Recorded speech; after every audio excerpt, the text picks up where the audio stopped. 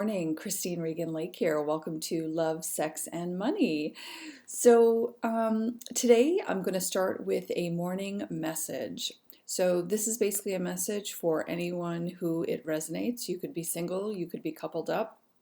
Um, it doesn't really matter. Just the messages that came through here have a pretty clear message, and I'm just going to share it with you today. If you've not subscribed to my channel, please do hit the bell to be notified when new videos are uploaded. That way you get notified when putting new content up. I'm always adding new content to the channel.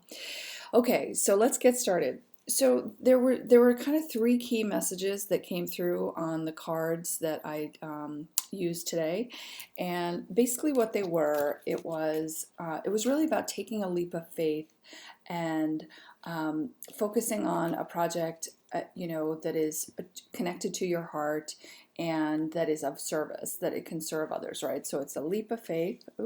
Leap of faith, focus on service, and fertility. Fertility. So that's really about getting in touch with yourself and really diving into something that you know you're passionate about, something that you've probably wanted to do for quite a long time, but for whatever reason didn't allow yourself to do so.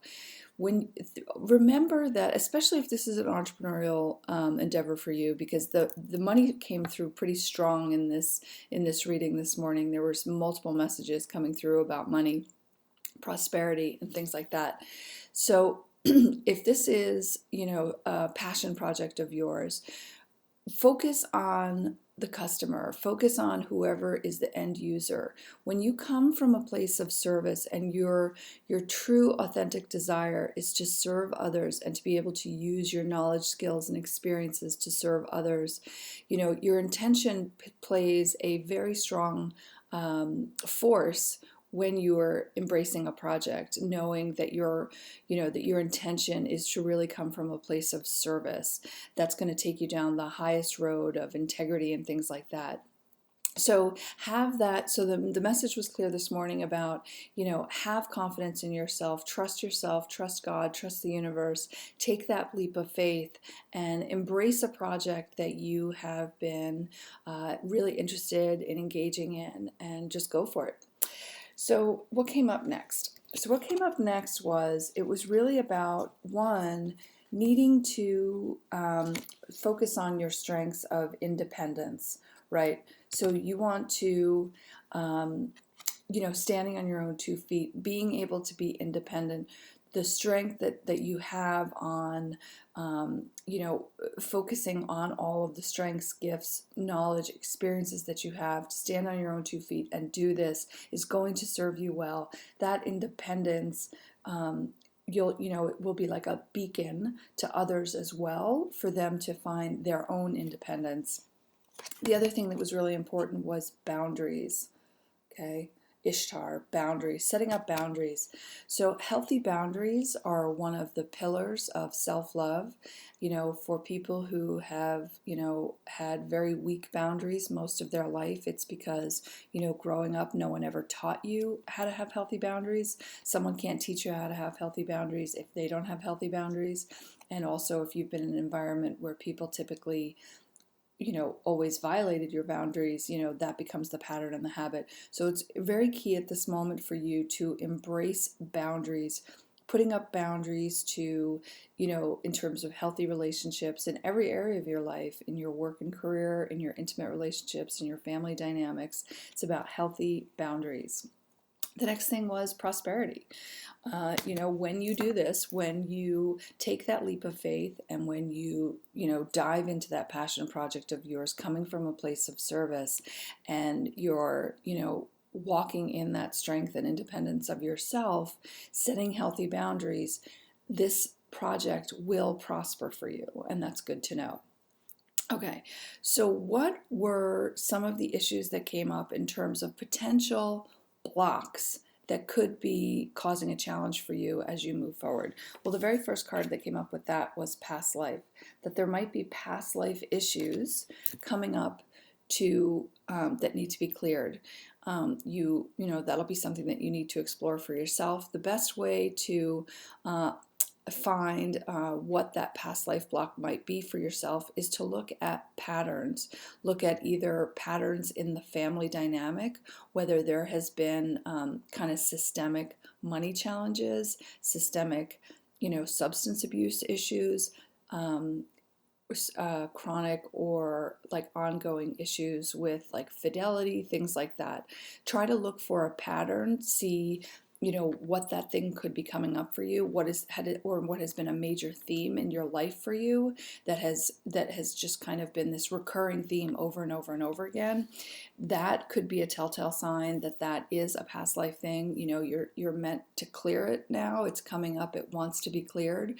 So think about what has been a recurring theme in your life that has been a negative consequence for you, a negative variable. So what is that thing in your life a theme in your life that has come over and over and over again, that has been a block to, what you really want to experience, achieve in this life.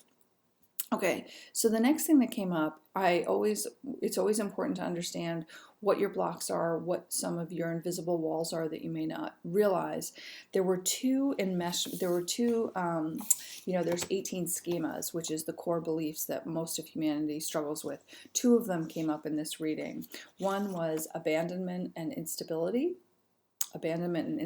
schema, and the enmeshment schema, the enmeshment and underdeveloped self. So the abandonment schema essentially is that at some point in your early childhood, you felt incredible instability or abandonment in your family dynamic, where you felt like that the people that you needed to be there for you, to show up for you, to give you the stability that you needed, weren't there for you. That created this belief at the deepest level that you will be abandoned.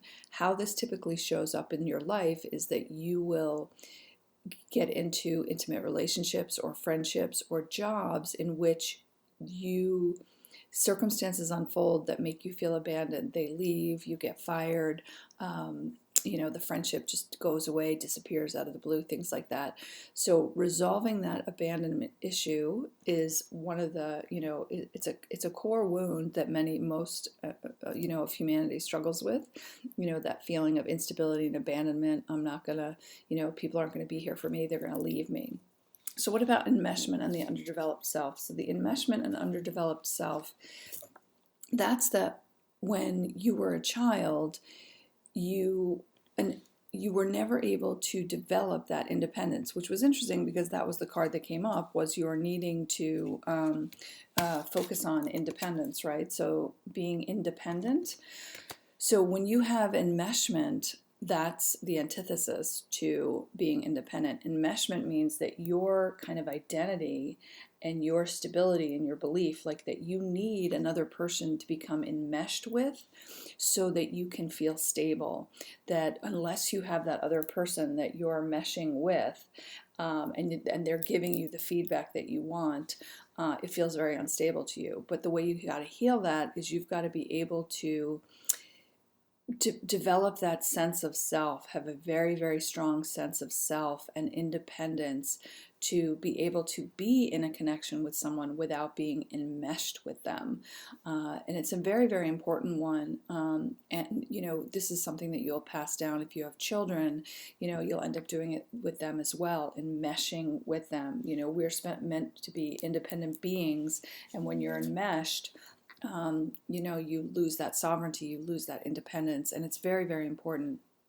So I would definitely encourage you to, look at the different ways in your relationships in the past in terms of your patterns of how does that show up for you in your life, in your intimate relationships, whether it's friendships, intimate relationships, lovers, spouse, family. Where are you enmeshed? Which relationships do you engage in that tend to be unhealthy, where you don't have that sense of self? There's kind of this influence pushing in on you and kind of directing and guiding and kind of forcing its will upon you.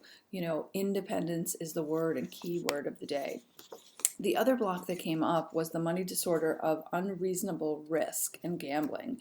So it's very important that as the first message was about coming, taking that leap of faith and starting a new endeavor, a new project, that you're going to be prosperous. But one of the things that you have to make sure of is that as you embrace this new project, you want to make sure that you are not being reckless in your decisions in terms of how you spend the money, what you invest in terms of this.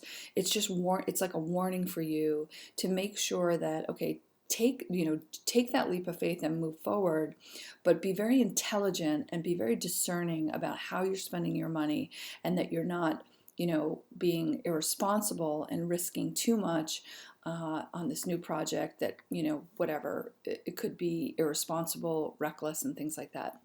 So I hope you found value in that message. I liked the idea of, I've been listening to cards for years at card readers, and one day I was kind of just relaxing and, just thinking about how to serve my audience. And that's where I came up with creating all of these cards, because there were so many variables as I do my sessions with clients in terms of clearing all of their, their wounding, their core woundings. There's so many variables that come into it that impact that. I wanted to be able to have that specificity in doing a reading as opposed to just the generic cards. These are very specific in terms of identifying with specificity, the money disorders, the 18 schemas, all the different variables that affect, relationships and interpersonal things. So that's why I kind of created those cards, because I did see the need for it. And so I wanted to create that and bring that forward for you. So I hope you found value. Have a beautiful day, and I look forward to speaking with you again soon. Thanks. Bye.